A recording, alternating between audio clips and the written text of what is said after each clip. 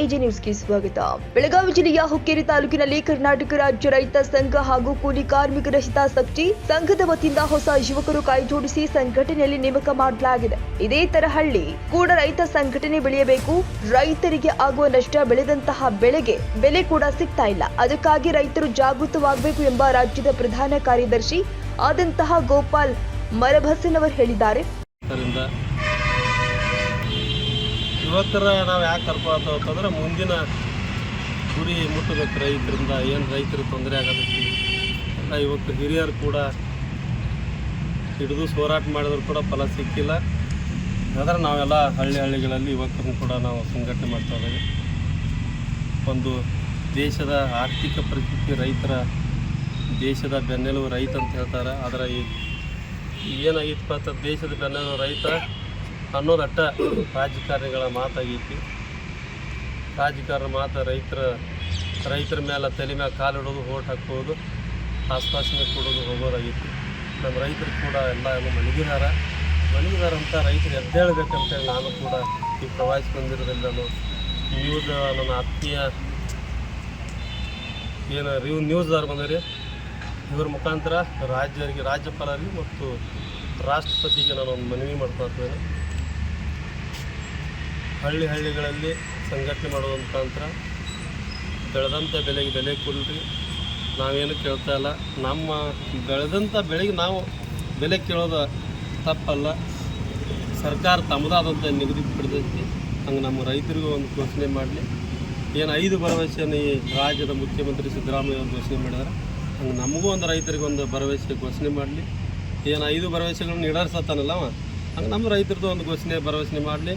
ಪ್ರತಿಯೊಂದು ಬೆಲೆಗೆ ನಾವು ನಿಗದಿತ ಘೋಷಣೆ ಮಾಡ್ತಾನೆ ಅಂತೇಳಿ ಅವ್ರು ರೈತರ ಮೇಲೆ ಕಾಜಿ ಇದ್ರೆ 135 ಸೀಟ್ಗಳನ್ನ ಗೆದ್ದಾನು. ರೈತರ ಮೇಲೆ ಭರವಸೆ ಇಟ್ಕೊಂಡು ಗೆದ್ದಾನು. ಹಂಗೆ ನಮಗೂ ಒಂದು ಅವರ 5 ಘೋಷಣೆ ಒಳಗೆ ನಮ್ಮದೊಂದು ಘೋಷಣೆ ಮಾಡಲಿ ಅಂತೇಳಿ ನಾನು ಕೂಡ ನಿಮ್ಮ ಮಾಧ್ಯಮ ಮುಖಾಂತರ CM ಅವ್ರಿಗೆ ನಾನು ಕಳೆಯಿಂದ ಮನವಿ ಮಾಡ್ಕೊಳ್ತೇನೆ. ನಮ್ಮ ರೈತರು ರೊಚ್ಚಿಗೆದ್ರೆ ಯಾರು ಈ ಕರ್ನಾಟಕದಲ್ಲಿ ಮೂಲೆಗಳನ್ನು ಎದ್ರೆ ಈ ಸರ್ಕಾರ ಹೆಂಗೆ ಬಗ್ಗಪಡಿಸ್ಬೇಕು ಅನ್ನೋದು ರೈತರಿಗೆ ಗೊತ್ತೈತಿ. ರೈತರು ಸಂಪಾಗಿದ್ದಾರೆ. ಯಾಕೆ ಹಬ್ದಾರ ಅಂದರೆ ಈ ಒಂದು ಭರವಸೆ ಕೊಟ್ಟನು. CM ಅವರು ಒಂದು ಭರವಸೆ ಕೊಟ್ಟರು. ನಾ ರೈತರಿಗೆ ಎಲ್ಲ ಸಾಲ ಮನ್ನಾ ಮಾಡ್ತೀನಿ ಮತ್ತು ರೈತರಿಗೆ ಕಾಜಿಪುರ ಅದನ್ನು ಮತ್ತು ಹೇಗಿದಾನ ನೋಡೋಣ ರೀ. ಕಾದು ನೋಡೋಣ. ಒಂದು 15 ದಿವಸ ತನಕ ಕಾದು ನೋಡೋಣ, ಒಂದು ತಿಂಗಳು ನೋಡೋಣ. ಮುಂದಿನ ದಿನಗಳ ಕಾಲ ನಾವು ಉಗ್ರವಾದ ಹೋರಾಟಕ್ಕೆ ಸಿದ್ಧವಾಗಿದ್ದೆವು. ಆ ಹೋರಾಟದಲ್ಲಿ ಸಿದ್ಧವಾಗೋಕ್ಕಿಂತ ಮುಂಚಿತನ ಅವ್ರ ಮುನ್ನೆಚ್ಚರಿಕೆ ರೈತರ ಮೇಲೆ ಒಂದು ಕಾಳಜಿ ಇಟ್ಟು, ಪ್ರೀತಿ ಇಟ್ಟು ಅವ್ರು ಮಾಡಲಿ ಅಂತೇಳಿ ನಾನು ಕೂಡ ಬಯಸ್ತೇನೆ. ಇವತ್ತು ಹುಕ್ಕೇರಿಯಲ್ಲಿ ಎಲ್ಲ ಯುವಕರನ್ನು ಕರ್ಕೊಂಡು ಸಂಘಟನೆ ಮಾಡಿದೆವು. ತಾಲೂಕಾ ಉಪಾಧ್ಯಕ್ಷ ನೇಮಕ ಮಾಡಿದೆವು, ಜಿಲ್ಲಾ ಉಪಾಧ್ಯಕ್ಷನ ನೇಮಕ ಮಾಡಿದೆವು ಮತ್ತು ಗ್ರಾಮದ ಘಟಕನ ಅಧ್ಯಕ್ಷನಾಗಿ ನೇಮಕ ಮಾಡಿದೆವು. ಸುಮಾರು ಎಲ್ಲ ಸಂಚಾಲಕರು, ಖಜಾನಿ, ಹೀಗಾಗಿ ಒಂದು 25-30 ಹುಡುಗರು ಕೂಡ ಯುವಕರು ಇವತ್ತು ಬಂದಿದ್ದಾರೆ.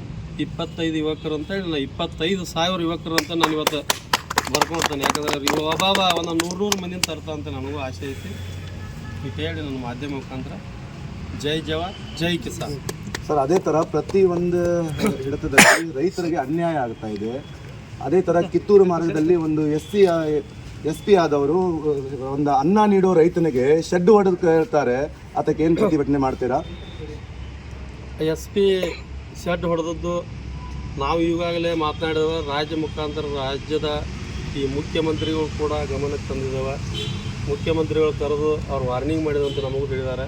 ರೈತರ ಮೇಲೆ ನಾನು ಹಲ್ಲೆ ಮಾಡಿಲ್ಲ, ಅಲ್ಲಿ ಮುದ್ದು ಮಕ್ಕಳು ಕರ್ಕೊಂಡ್ಬಂದಿದ್ದರು, ಅದಕ್ಕೆ ಮಾಡಿದಂತ ಹೇಳಿದಾನೆ.